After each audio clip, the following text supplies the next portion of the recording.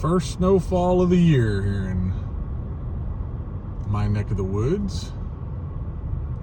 Beautiful morning. For those of y'all that are stuck in the concrete jungles of the world, maybe don't get to see the beautiful countryside with the wet snow stuck to the trees. Out for a little morning drive, and it is beautiful driving back here through the woods. Not sure that this even does it justice. Zoom in a little bit more.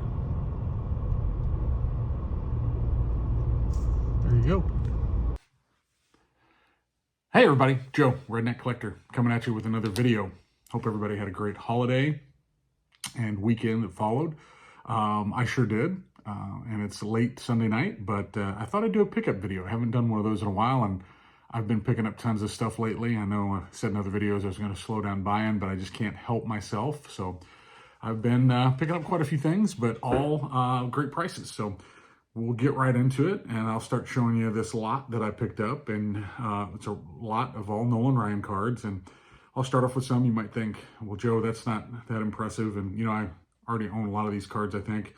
But still, I'm not going to say no to a nice Nolan Ryan lot. There's 92 Donruss. In fact, the lot had 2 of those. Opened way too much of this when I was younger. It's the triple play. We had the Collector's Choice, the checklist, cool image. Loved Pinnacle. Man, this is, I think this is 92 Pinnacle. Absolutely loved it. Thought this was a really cool card. Enjoyed it a lot. Collector's Choice. You know, nothing too extravagant. The Then and Now holograms. Cool image of Ryan in the Mets uni there. 92 Tops. I'm a big fan of 92 Tops. Wouldn't mind having that in a gold. I'm actually not even sure. This is from, it says 93 Upper Deck, but I don't remember this card, so I might not have had this. Classic 86, little OC, but not too bad. 89 Score. This is, I think, 94 Triple Play. Cool image on the 92 Upper Deck. Next one is an awesome card. I honestly don't, I may not have owned this, which would surprise me, but I couldn't find it if I did. And that's the 91 Stadium Club. Love Stadium Club cards. Brent Richards just had a video with like PSA 10s and proofs, and this was such a awesome set to me when I was like, I don't know, I think I was 11 years old when this came out. Loved it, loved it, loved it. The Griffey, the Thomas, all this Ryan, the Dave Stewart in the Tux. If you haven't checked out Brent Richards' video on that, he's got PSA 10s, which is not an easy feat. Check that out. Then we got the Collector's Choice, but this was the silver signature, kind of their version of like a gold, not super rare, but inserted only so many packs, and then you had to pull the player you wanted, right? This is one of the intriguing cards out of it. Just 85 Tops, but if you notice, it's the OPG. I definitely did not have the OPG. Then this is the, what is this? Yeah, this is the 78 Record Breaker. I definitely had one of these. 81 Earn Run Leaders. And these cards are all, you know, pretty clean. I'd say, you know, of these cards here, least EX condition. Now, here's another OPG. 77 Strikeout Leaders, him and Phil Necro. I did not have this in an OPG. And then we had the 73 Strikeout Leaders. Tom Seaver. This one is just the US version, the Topps version. This didn't have a little dinged corner up at the top. This would be a really, really boss card. But you can see that upper corner up there is touched. But look at the centering on it. For a 79, that's pretty good centering on a Nolan Ryan. So love that. Classic card here, but pretty beat up. Pretty miscut, the 75 Ryan. But still, it's a 75 Ryan, right? Can't say no to that. I did not have one of these, and this card is, you know, it's probably VGEX condition, maybe EX Mint, I don't know. But 74 Ryan, pretty centered. I didn't have one of these either. This is definitely something, one of the reasons I picked up the lot, but what really drug me into even tracking this lot and getting it is 1978, and this is the OPG. It's got that rough cut. You know, you Canadians and your dull blades or strings or whatever it was. Love those rough cuts, but it's got such a unique, it does give them such a unique look. And look at the centering on that. That's awesome, right? There was 24 Nolan Ryan cards there. I gave $25 shipped for that lot. I have no idea why. The OPC 78 is probably worth that on its own or pretty close to it. Throw in all the other ones. Just fantastic lot of cards. Can't say no to a couple dozen Nolan Ryans for $25 shipped.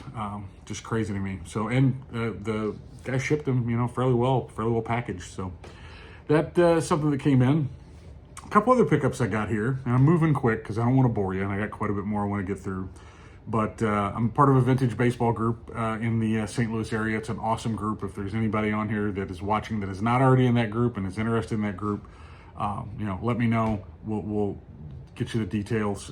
But Mike, who is Mike, I don't know if you watch this or not, but Mike's like our president, right? He's the heartbeat of the club, and he brought some awesome cards the other night. And selling them for very fair prices, and I just couldn't say no. I was trying to not spend, you know, a bunch of money trying to save money, but I couldn't say no, right?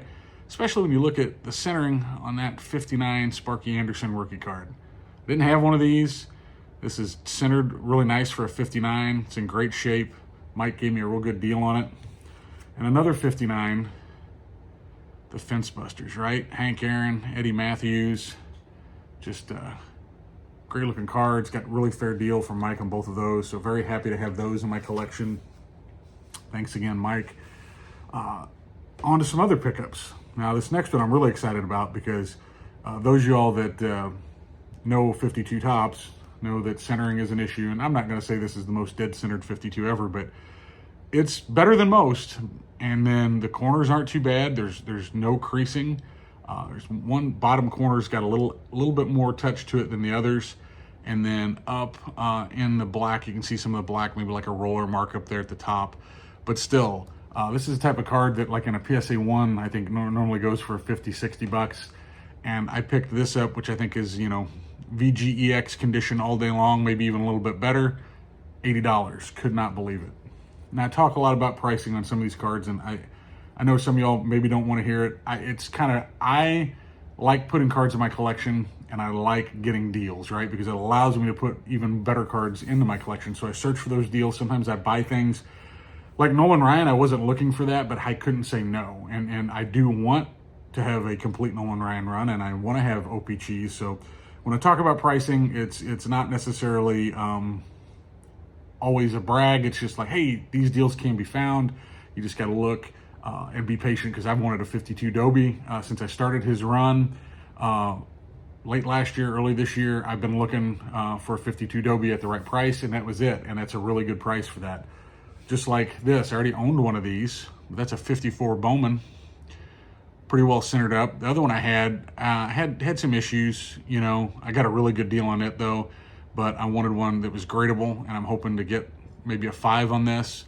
And I think I gave $30 for that, plus taxes, and that may have been shipping on it, but still a very fair deal, I felt like. So I apologize if some of y'all don't like hearing me talking about the pricing, but you know, it's not always to brag, it's just to show, hey, I did get a deal on this, and that's awesome. It's kind of part of who I am as a collector. So, and going into that, I'm going to show you some other deals, or I think they're deals. Y'all may think I'm crazy and think, oh, it's not that big of a deal. And I respect that too, but I ran across a person, and honestly, when I did make the deal and these came in, they share the last name Clemente. And I'm getting ready to show you some Roberto Clemente, so I have no idea. I really wanted to ask the gentleman, hey, are you related? You know, he mailed him out of Pennsylvania. I don't know the whole story, but super nice guy to deal with, very reasonable. And what drew me into even dealing with him was he had this listed. And I got this 59 Clemente. Definitely not dead centered, but not terrible centering. Corners aren't bad. That yellow just pops on this card. Just an awesome, awesome image of a card. And I bought this for $55. Now, he had some other cards. He had this awesome 1970. It's also centered. It does have a little spot up there. I can't really get it in there, but it's got a little spot along the edge there. but it's centered. This is also a card I didn't have in one of Mike Payne's 300 great baseball cards. So we talked about that. I'm definitely know I'm never going to get all 300, but I want to get as many as I can. Who doesn't want Roberto Clemente? 70 is an awesome set. So I make a deal out. I buy that for 15 bucks, right? Like, oh, wow, this is awesome. So I just shoot him a message. I said, hey, what else do you have? I'd be interested, Clemente, Mays, Aaron, what else? Because he was listing things. And he says, I've got a Roberto Clemente super. And I was like, oh, okay. And I'd be, I guess I'd be interested in that. I don't, have any supers. And then he says, yeah, it's a 69. And it didn't compute with me at first. And then I thought, oh my goodness, a 69. Isn't that like the really rare set? And sure enough, it is. And he said, it's pretty rough condition though. And he listed it, and I bought it for, I think $15 plus some shipping. And it is rough, but there's only, I don't know, I think there was about 150 of these graded with PSA. Now the problem is most of them are 9s or better, so they held up. And this one will probably be the first one in the registry that's a 1, because you can see the paper loss up there at the top. But the image is still really good and really clean. Some of the gloss is gone. But for a $20 card, for something this rare, and I researched them a little bit. I knew they were rare, but I didn't know the whole story. And depending on who you believe, I saw where they were placed in cello packs, maybe in the New York region, and that's the only place. It was a test by Topps at the time. And then show you the back. Back's pretty clean. Looks like maybe it might have had a little piece of tape there or something at one point too. So I don't have high expectations of a grade. But then I read something else where it was a test market in Michigan. I don't know. Either way, I know that they're a very, very rare card. And it's not something that I'm going to get an opportunity to buy very often. 9s on eBay, I think, are north of $2,000 for this card. So definitely something that is sought after by Clemente collectors. I'm not a super Clemente collector, but of course, I want to have as much of him in my collection as possible. And when you can get something really rare for $20, who's going to say no to that, right? So this gentleman was very easy to work with. So I got $100 in those 3 Clementes is what I had tied up. So I start looking at what else he has. And this one does not fit what I usually want for centering. But it does fit the fact that it is a Hall of Fame rookie card that I didn't have.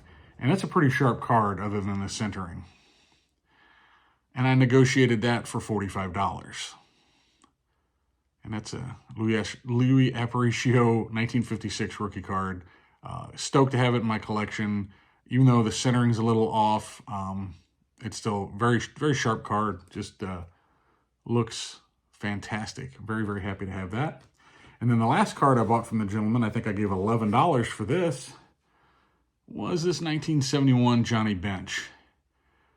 And it's a little OC, and it shows a little bit of white, maybe a little bit of chipping at one bottom corner, but overall, it's a solid card. And for $11, you can't say no to that. So that was really awesome to deal with that gentleman. He was very, very nice. Shipped them out quickly.